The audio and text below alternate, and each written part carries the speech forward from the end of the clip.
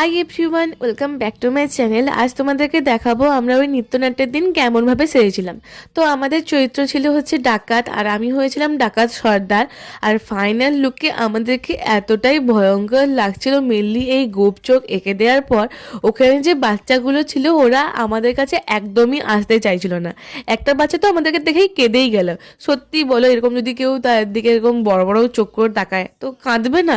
আবার এইরকম ভয়ানক ড্রেসে। আর এই বাল্মীকি প্রতিবাদ তো মেন চরিত্র বাল্মীকিরই, কিন্তু দস্যু দলও কম যায় না। দস্যু দল না থাকলে এই বাল্মীকির প্রতিভাটা বেকার, ফুটেই উঠবে না।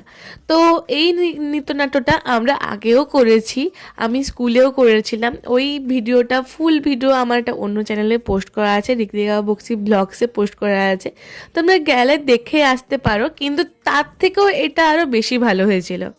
তো চলো, আজকের ব্লগটা এই পর্যন্তই। দেখা হচ্ছে আবার পরের ব্লগে। টাটা।